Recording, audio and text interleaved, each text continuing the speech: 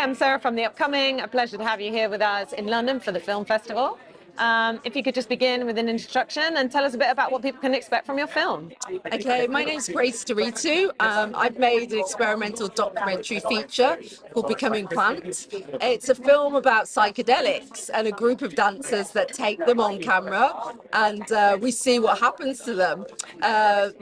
We have a voiceover as well from a psychiatrist telling us what's happening to their minds as they take the psychedelics, and also they have beautiful choreography in amazing architecture. Quite a wild idea, not something we've seen before. What sparked the idea?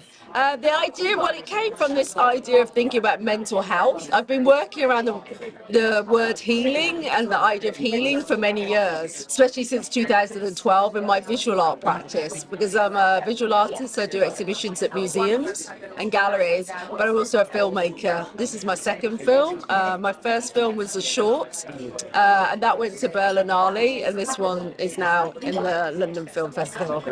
What was the experience like of making this film, and what were maybe some of the challenges, some of the highlights, and any really unexpected moments? Obviously it was very intense. We shot it during the lockdown, so in 2021, and we shot it on a ex-military site. So that was very interesting to work on this base that used to be, running. And obviously, in the past, the military had done a lot of experiments with psychedelics. So I kind of wanted to, have that as part of the film in there. So it was the timing of making the film, but I think now people are really open to these ideas about consciousness and plants, and especially because of what happened during the pandemic, where people were trying to think more about community and care, and that's been a big thing in my work for a long time.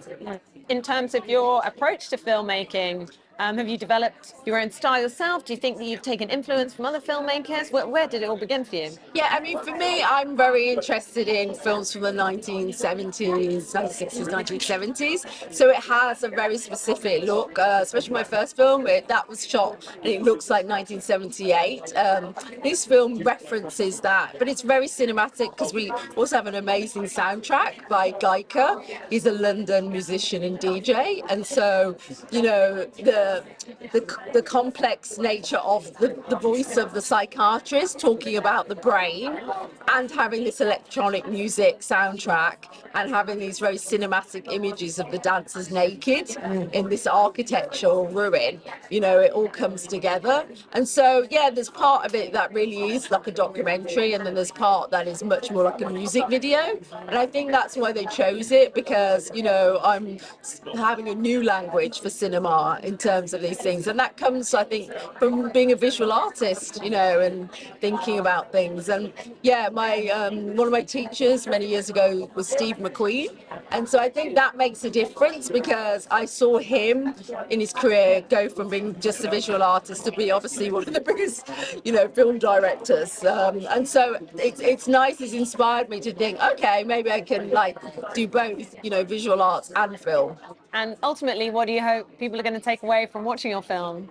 Oh, well, I hope they'll be moved, definitely. And I hope they'll start to think about mental health in maybe a bigger perspective, not only our relationships to ourselves, but also to nature and ecology, but also about, the politics of living in a more capitalist, late capitalist society, and how those things come together. So, and also they might have some joy from watching, watching the dancers while they're tripping. It's kind of nice to see people laughing and having freedom, and also the beauty of the naked bodies. It's quite sculptural and cinematic. And what does it mean to you to be part of London Film Festival, and why do you think it's such a special festival?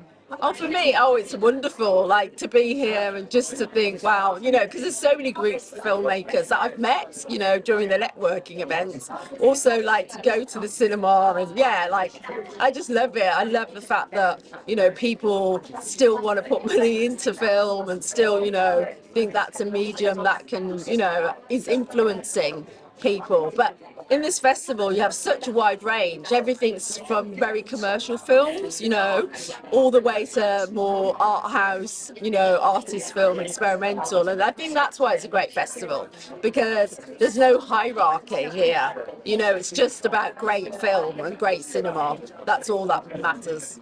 And do you know what topic you might tackle next? And how do you see the opportunities now, particularly for female filmmakers, filmmakers of colour? Do you think we need more diversity? And how do you think we might see more progress?